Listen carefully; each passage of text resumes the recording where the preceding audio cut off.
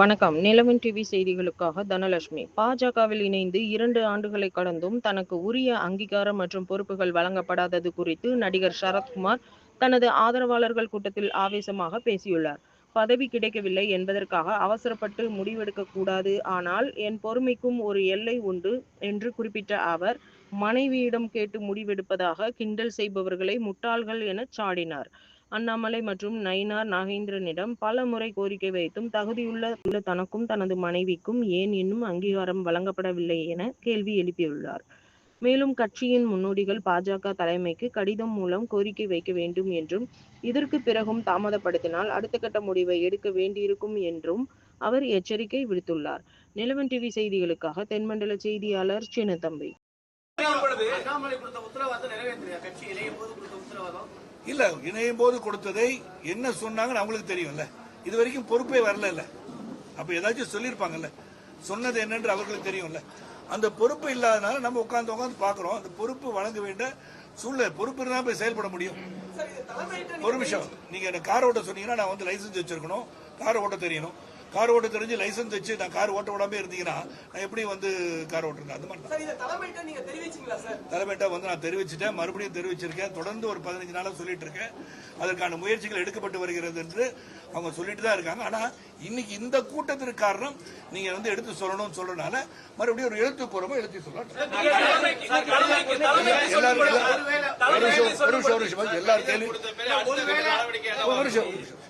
எல்லாரும் கேள்விக்கு பதில் சொல்லும்போது ஒவ்வொருத்தர கேள்வி நான் பதில் சொல்லுவேன்.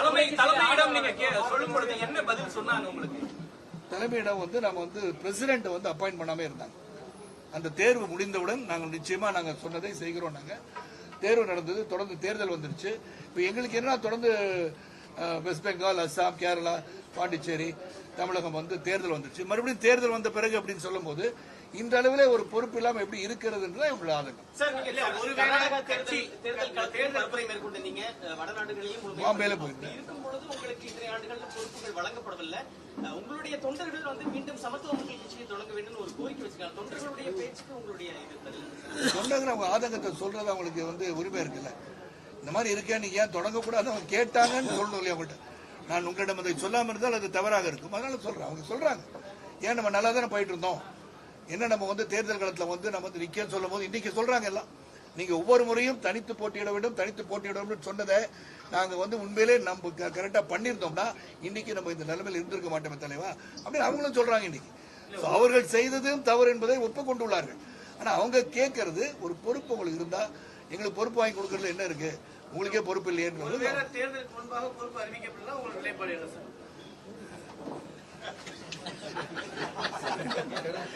சிறப்பான கேள்வி கேட்ட உங்களுக்கு. காலையில இருந்து நான் துரத்திட்டு இருக்கனால கேள்வி கரெக்டா இதை நாங்க ஏற்கனவே முடிவு பண்றோம். அதாவது நாளைக்கு வந்து கடிதம் கொடுக்கப்படும். தேர்தலுக்கு முன்பு அப்படின்னு இல்ல, இந்த வேண்டுகோளுக்கு நிச்சயமா வந்து செவி சாய்த்தே ஆக வேண்டும். செவி சாய்ப்பாருக்கு நம்பிக்கை இருக்கு. ஏன்னா அது உத்தரவாதம் கொடுத்துட்டே தான் இருக்காங்க. ஆனா செயல்முறைக்கு வரல. அப்ப அந்த செயல்முறைக்கு வர வேண்டிய கட்டாயம் வந்து விட்டது என்பதை எடுத்து சொல்வேன். அது வராட்டி என்ன, நீங்க கேட்ட கேள்விக்கு வராட்டி என்னன்றது மீண்டும் இந்த மாதிரி உங்களை சந்திச்சு பதில் சொல்றேன். தற்சமயம் இந்த கட்சியை புதுப்பிக்கின்ற எண்ணம் இல்லை என்னிடம். பரிசீலனை கூட கிடையாது. ஏன்னா வேண்டுகோள் கொடுத்து அவங்க பண்ணணும்னு சொல்லும்போது இந்த பரிசீலனை எதுக்கு போகணும்? நானு நம்ம எடுக்க வேண்டிய முடிவு என்கிட்ட தானே இருக்கு. அந்த முடிவு என்கிட்ட ஒப்படைச்சிட்டாங்கல்ல. சாவி கொடுத்து நீங்க திறந்துக்கோங்கன்னு சொல்லிட்டாங்க. இந்த சாவியை நான் கையில வச்சிருக்கேன். நான் வந்து வேண்டுகோளை தான் சொல்றேன், இப்பயும் வேண்டுகோள் தான் சொல்றேன். நான் இன்னைக்கு இந்த மீட்டிங் போடுறதே தலைமைக்கு தெரியுமே. தலைமைக்கு தெரியாம இந்த மீட்டிங் நடக்கல, தெரியும். அவங்க என்ன சொல்றாங்கன்னு சொல்லிட்டு அந்த வேண்டுகோள் எங்களோட சமர்ப்பிப்பேன்னு சொல்லிட்டேன். நாளைக்கு கொண்டு போய் கொடுத்துருவோம். அவங்க நிச்சயமா செவி சாய்ப்பாக நம்பிக்கை இருக்கணும்.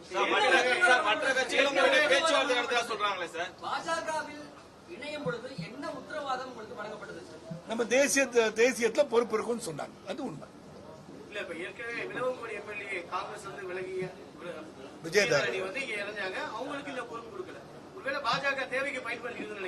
அது எனக்கு தெரியல. அது வந்து அவங்கள நீங்க கேட்க வேண்டிய கேள்வி. என்னை பொறுத்த வரைக்கும் யார் வந்து ஒரு இயக்கத்தில் ஒரு நல்ல நிலைமையிலிருந்து வந்து சேர்ந்தார்களோ அவர்களுக்கு வந்து இப்ப நான் வந்து ஒரு மாநில தலைவராக இருந்திருந்தால், அது நான் போல்டாவே சொல்றேன், மாநில தலைவர் இருந்தால் வரத்துக்கு முன்னாடி அவங்க தன்மை என்ன, இவங்களோட வெயிட்டேஜ் என்ன, இதை வந்து நம்ம தேசியத்துக்கு கொண்டு போயிருக்கணும்.